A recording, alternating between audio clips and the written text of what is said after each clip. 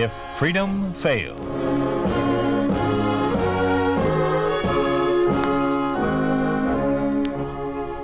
We'd like to take you on a visit to a town that doesn't exist. A town we call Springfield, USA. We'd like to show you how things would be in any American town if communism took over.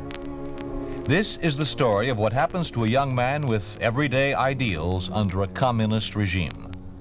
Mark Stevens plays the role of Randy Felton in The Heavens Fall.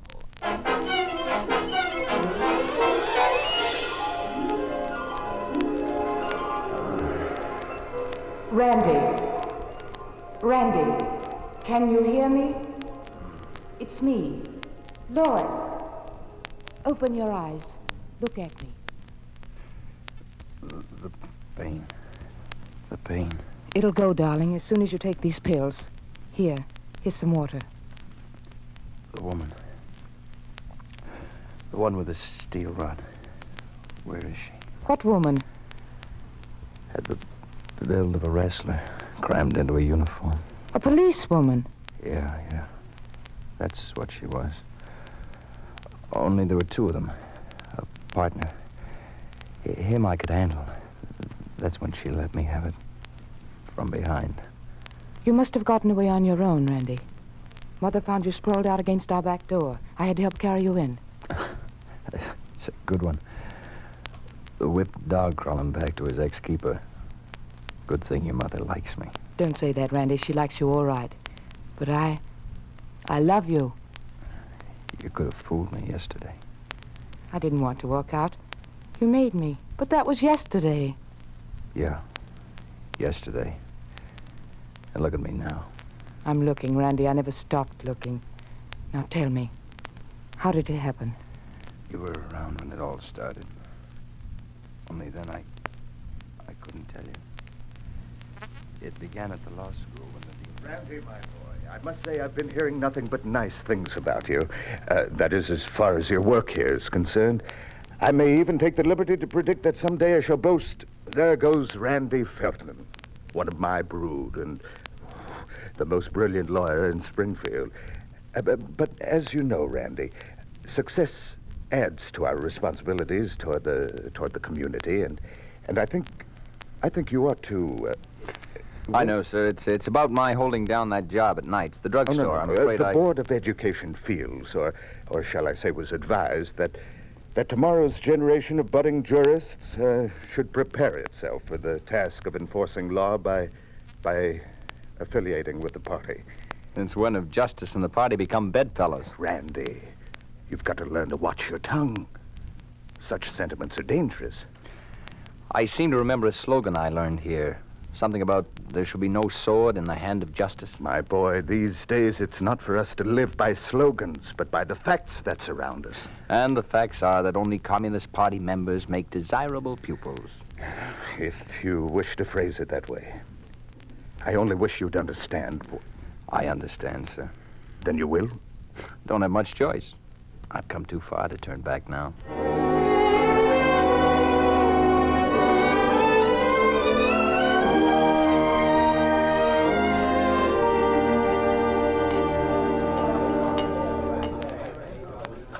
Here you are.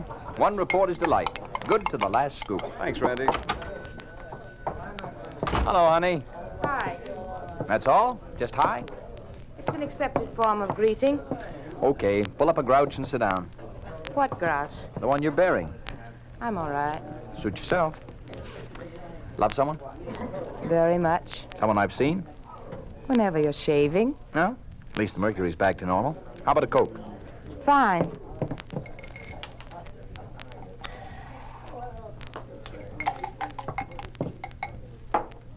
Now then, tell me, what's wrong? Oh, nothing. Oh, I should have known better than to listen to those nasty rumors. Rumors? What rumors? That you joined the party. Oh, that. Randy, you didn't. You're not so loud. Besides, what would you do if the dean asked you to? What? I'd walk out. Yeah, sure, and jerk sodas for the rest of your life. At least you'd keep your self-respect. Ah, there's a pretty phrase, self-respect. I wonder how it'll taste for dinner, or how many ounces it'll take to pay for our honeymoon. Springfield hasn't got the only law school in the country. I'll go with you wherever you want. It's not that easy. Nothing seems to come easy anymore. Like last night. Like last night when you said you couldn't see me because you had to work late helping Mr. Higgins take inventory. So? So I came by. Thought I'd keep you company. But the place was all locked up and dark. So we worked with a seeing eye dog. Just drop it, will you? I will not. Hey, Randy, how's about a little service down here? Yeah, I'll be right with you. Look, honey, I can't explain now. It'll have to wait until I Now, there seem to be a lot of things you can't explain. Okay, it's just as well. It'll save me the trouble explaining about the job I've been offered in New York.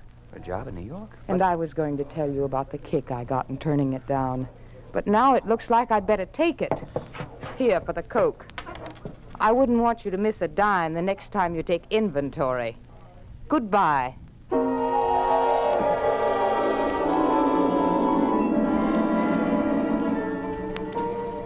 If I only could have told you then about how we were trying to help Sanders. You mean Sanders, who's running for mayor against that commie? Yeah. Needed a push. Had no campaign funds. Probably the last non-red who'll appear on the ticket in Springfield. Remarkable guy, Sanders. With all the odds against him, he refused to budge. Stood his ground. That's why he needed us more than ever. Then I went to see Bert last night and laid it straight on the line. It's gonna be rougher than we figured. Looks like the party's out for blood. This being the night before election, police patrols are being doubled. Johnson's got an in with a desk sergeant at the 5th Precinct. He found out that most of the patrols are reserved, staunch party members who managed to get their schedule and the route of their beat. Got a cigarette? Huh? Oh, yeah, here. Pay any attention to what I said. Every word. Easiest layout you could wish for. Meaning what? You don't need me. Any half-baked kid could tack up those posters. You figure the time and the place. That's all there is to it. I'm afraid not. You gotta work in pairs now, one just for a lookout. The patrol schedules aren't reliable. Okay. Where's the stuff and where does it go? Thanks, Randy. I guess you and Joe can handle Barn Street. I can handle it alone. I told you, you'll need a lookout. When I need a nursemaid, I'll ask for one. Sure, Randy, sure. Only the cops travel in pairs. And if there's trouble, you'll need some extra hands. There won't be any trouble. Have it your way. Just time yourself and hurry. Get there before 11. There's a patrol due sometime after that. Like I said, it'll be a cinch.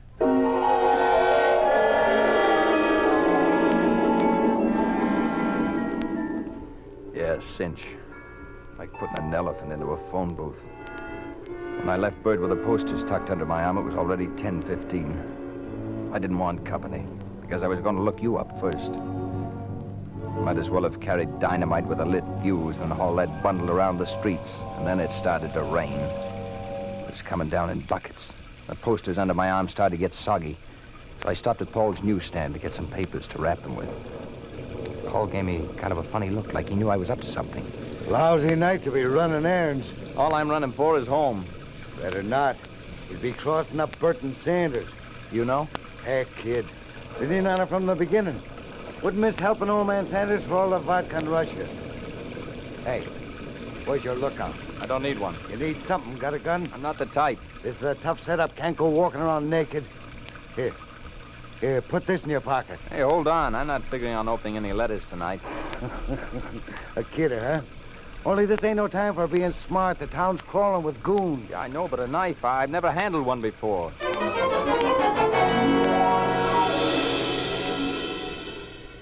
If an icicle could burn, the knife in my pocket felt like one that did. By then, I really needed seeing you more than ever. I went straight to your house. The rain wouldn't let up.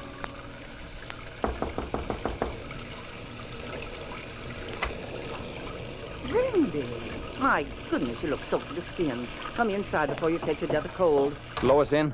She went to a movie. Why don't you take off that wet coat and make yourself comfy? She ought to be home soon. I can't right now. If it's okay with you, I might come back a little later, as long as she's... As long as she doesn't take off for New York? There are no more trains leaving tonight. Besides, she hasn't even started to pack. Do you really think she's going? I don't rightly know. I think that's more or less up to you.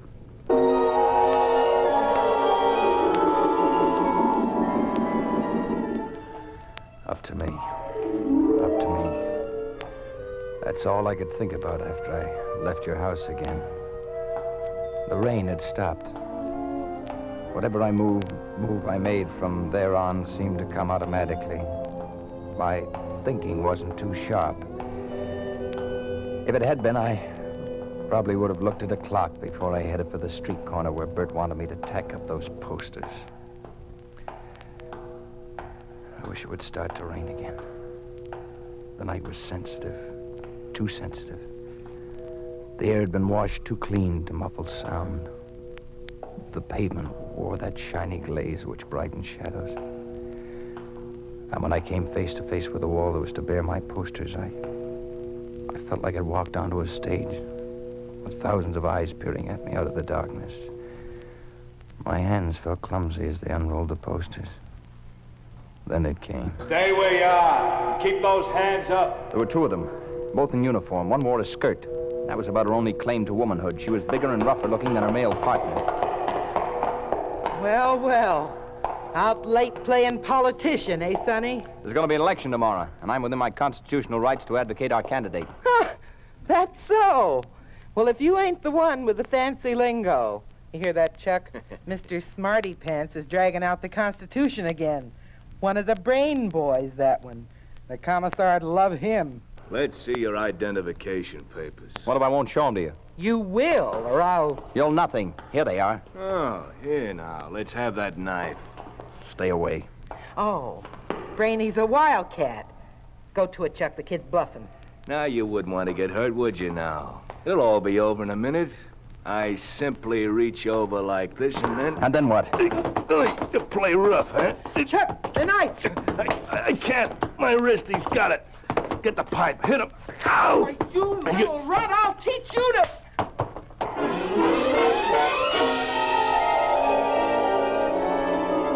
The ground under me turned to pudding. I had to stay on my hands and knees to keep from sinking into it. I didn't know how I mustered the strength, but I did. And an upward kick with one foot set the big woman reeling against the wall. I heard the lead pipe bounce on the pavement. Then I ran, stumbling, but I ran. Didn't know where, didn't know how, I just ran.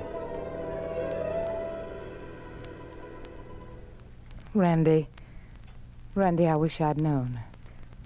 You said something about going along, wherever I'd go. You still want to? Want to? Do I want to breathe? But we have to go separately. I'll go first. I'll get word to you somehow, through Bert. I don't care, only leave town immediately. They must be looking for you everywhere. Yeah, only Only what? nothing. You mustn't stop anywhere. Today's election day. If things go well, I might not have to leave. Darling, let's face it. What are Sanders' chances outside of a miracle? None. And the age of miracles is over.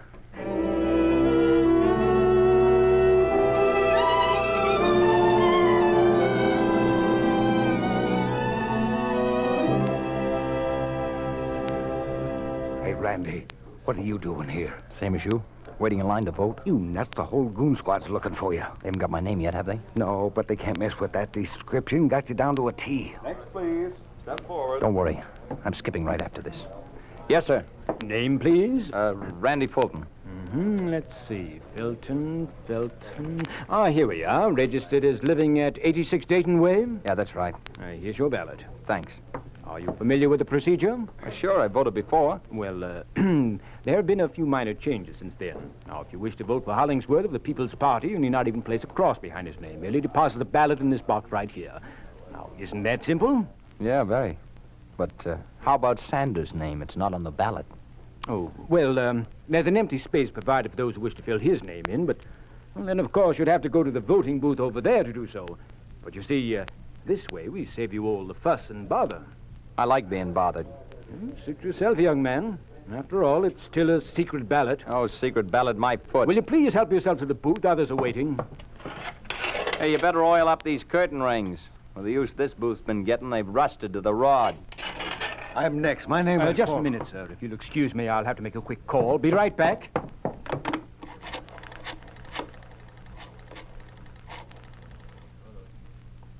Sergeant Cranker? This is Mr. Decker.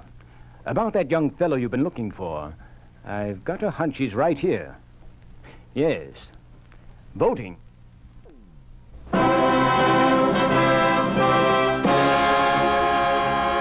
are listening to The Heavens Fall, Betrayal, starring Mark Stevens.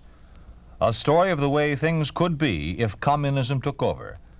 A picture of what life would be like under a communist regime in an ordinary American town. A town we call Springfield, USA.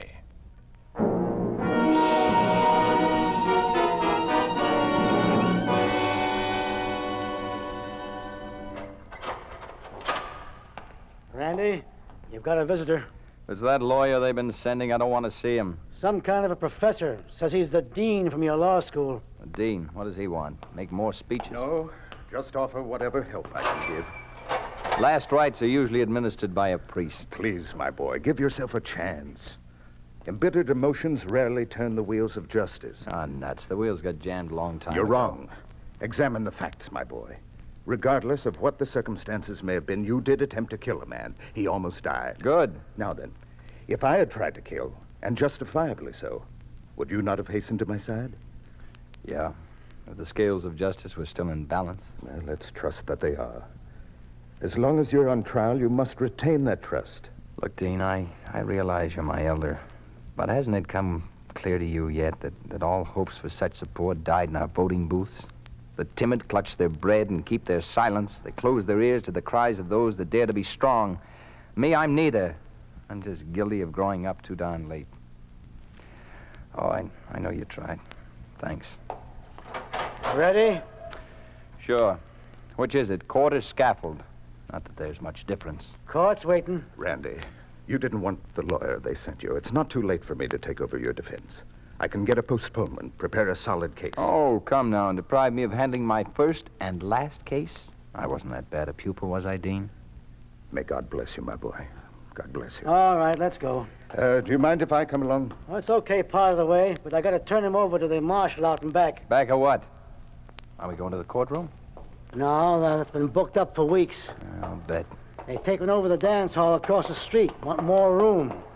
Seems you're a pretty important boy. Dance hall? What's the idea, Dean? Well, I suppose your case is to set a precedent and discourage any further political crimes. All the dance halls in town, they had to pick the avenue. Well, nothing deliberate, I'm sure. It's the closest. Yeah, the closest. The closest to everything. In what way? For Lois and me, we got engaged there.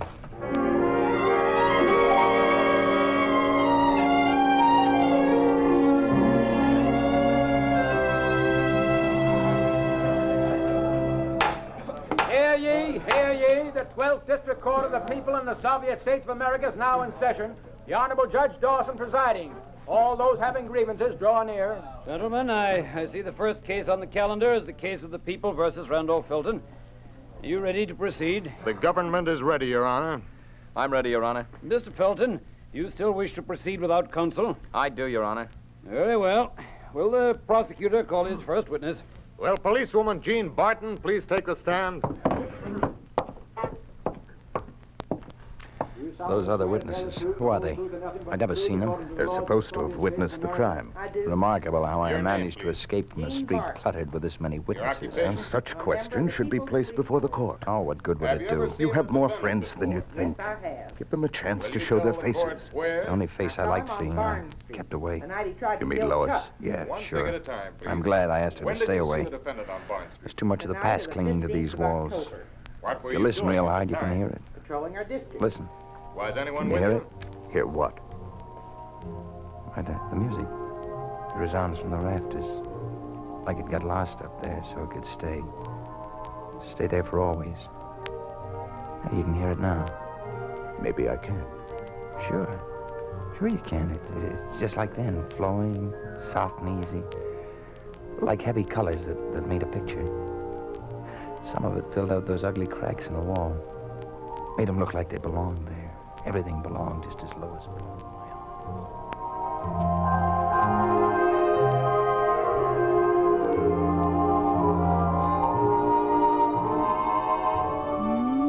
You dance nicely.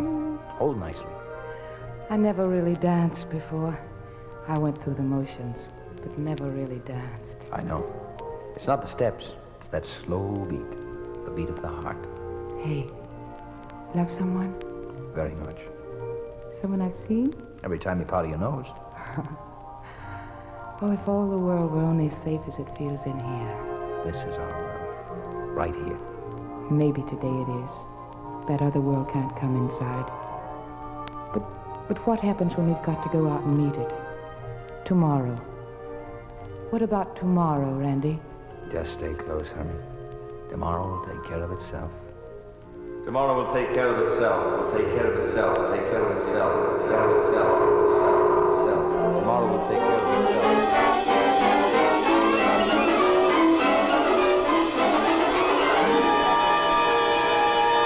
Mr. Felton! Mr. Felton, I'm addressing you! Yeah, but tomorrow didn't take care of itself, did it? I beg your pardon? Never mind. If the defendant finds it within his power to gather his faculties, I'd like to repeat the question. By all means, do. Does the defendant wish to question the witnesses? No questions. Your Honor, with the court's permission, I would like to take the stand and subject myself to cross-examination by the prosecutor. Has the prosecutor requested your testimony? No, Your Honor, but under the circumstances, I'm sure the prosecutor will have no objections. Well, this is highly irregular. However, if the prosecutor finds this agreeable, you may take the stand. I see no objections. Thank you, Your Honor. Your name? Benton Caldwell, Occupation? Dean of the Springfield Law School. Are you familiar with the defendant? Yes, he's been my pupil. And since it has been my task to build his knowledge and shape his destiny, I feel that I share the responsibility of his actions. No, you mean to say that you subscribe to his dastardly deed of attempted murder? I object, Your Honor. On what grounds? On the grounds that the prosecution is trying to incriminate a witness while the testimony should pertain solely to the case in question. Objection sustained. Dean Caldwell, you asked to take the stand. Did you primarily do so to make a statement? Yes. With the court's permission, I would like to quote a Latin slogan and have the defendant translate it. Permission granted. Justitia fiat, ruat coelum. The defendant will rise and translate the words. Let justice be done, though the heavens fall. Was the defendant requested to translate these words because possibly he did not understand their true meaning? On the contrary, I wish the defendant himself to remind the prosecutor of his responsibility. Your Honor, the prosecution objects strongly to having its integrity questioned in this foul manner. I ask that this witness step down from the stand. Objection sustained. Will the witness please leave the stand?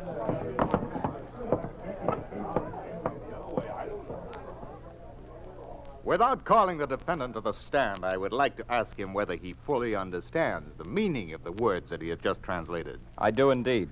In that case, doesn't your belief in justice prey on your conscience? Does it not fire you to seek repentance and admit the wrong of your criminal act? It took me 5 years to learn how I could best benefit this community, namely by doing everything to rid it of the red pestilence. It would take me another 5 years to find one single reason why I should not have done what I did. You mean you would repeat your criminal acts were you given the opportunity? I would not only repeat them, I would multiply them. And I would do it so precisely because justice must be done though the heavens fall. And today, right here in this very place, the heavens have already begun to fall and shall keep on falling until all of us are crushed beneath. Your Honor, in order to spare the court any further theatrical recitations, I hasten to make my recommendation as to the defendant's deserving punishment. A mentally unbalanced killer is a trivial menace to society in comparison to this cold-blooded, calculated would-be murderer who admitted right here and now that he would complete the job of killing and keep on killing anyone who would stand in his road of treason against the Soviet government. Nothing but capital punishment could still his thirst for blood. And I thus ask the court to find Randolph Felton guilty of attempted murder in the first degree as well as of high treason, punishable by death.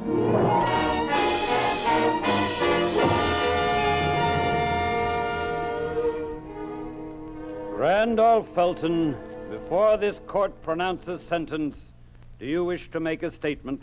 I do, Your Honor. At the risk of being labeled a dramatist by the prosecutor, to whom sincerity is nothing but an affectation, may I say I consider my life a worthwhile price for freedom. For I am sure this court may put an end to my individual strive for liberty. The new dawn will see thousands of others whose plain, downright sense of human decency will compel them to arise and protest. and protest they will in such growing force that none of the self-appointed few will be able to stem the sweeping tide of freedom. Order in the court! Order in the court! Your Honor! Your Honor, if it pleases the court, may I remind the defendant and all those witnessing his underhanded methods of misrepresentation that only recent statistics reveal a conspicuous absence of these thousands that may arise in protest. And where are these thousands? Surely they had no better chance to show their protest than during our recent election. Yet, given that chance, these thousands went to the polls the other day and cast their vote in favor of the Communist Party's candidate for office. Yes, Mr. Randolph Felton. Let the facts and figures speak for themselves. 10,306 citizens voted for the party's candidate, whereby only 10 votes went to his radical and capitalistic opponent. Correction. Only 10 votes were permitted to go to him. I repeat, Mr. Felton, 10 votes, 10 citizens protesting. And where are those 10 now? Why aren't they at least here to plead your case? I'll tell you why. They bring to mind a poem about 10 little Indians. In this instance, it would begin, 10 little Indians were standing in line. One of them cheated, and then there were 9. And would end, one little Indian thought killing was fun. He was hanged by the neck, and then there were none. Do you understand, Mr. Felton? And then there were none.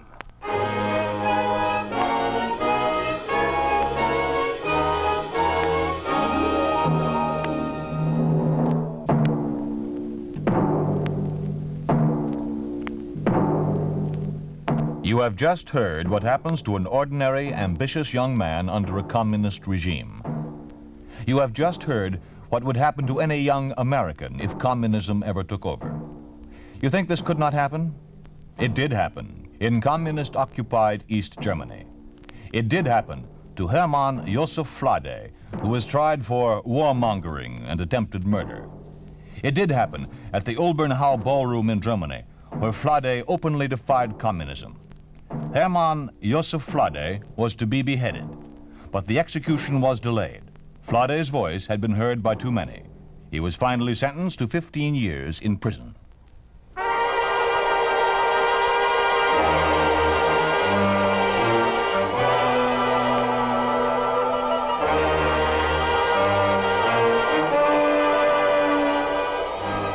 You have been listening to If Freedom Failed, starring Mark Stevens as Randy Felton in The Heavens Fall. John Stevenson was Bert, Ben Wright was the prosecutor, Stan Waxman was the dean, and Georgia Kirkwright was Lois. Music was composed by John Hicks, with musical direction by Michelle Perrier. The Heavens Fall was written for If Freedom Failed by Peter Brook, produced and directed by Will Scott. Sergeant Lloyd Eyre speaking. This program has come to you through the worldwide facilities of the United States Armed Forces Radio and Television Service.